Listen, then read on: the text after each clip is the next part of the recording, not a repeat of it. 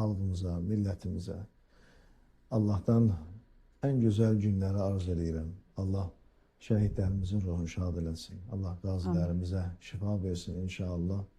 Və o şəxslər ki, bu günlərim acizdirlər. O şəxslər ki, bu günlərim xəstəlik qarşısında acizdirlər, yoxsulluq qarşısında acizdirlər. Bu rəhmət ayında Allah onlara yardımcı olsun inşallah. Amin. Sualınıza gələndə Allah Quran-ı Kərimin Bəqərə surəsinin 183-cü ayəsində buyurur ki, ey iman gətirənlər, oruç tutmaq sizdən əvvəlki ümmətlərə də vacib olduğu kimi sizə də vacib buyurulmuşdur. 11 ayın sultanı biz niyə Ramazan deyirik?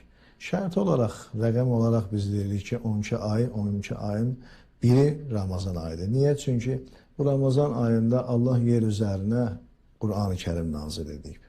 Quran yeganə bir kitabdır ki, dünya aləmində, yer kürəsinə nazil olmuş 4 səmavi kitablardan biri Quran-ı Kərimdir ki, və sonuncusu Quran-ı Kərimdir və Allah Quranı göndərməklə vəd verdi ki, mən bu Quranı göndərdim, sonuncu kitab olaraq və sonuncu dini nazil elədim və sonuncu peyğəmbəri nazil elədim və Qurana bir dənə möhür vurdum ki, bu Quran ta qiyamət gününə qədər yer üzərində bir hökm olaraq sürəcək bütün qanunları və qanun olaraq ta qiyamət günü, o hansı qiyamət günüdür? O qiyamət günü ki, onu yalnız mən bilirəm, Allah deyir.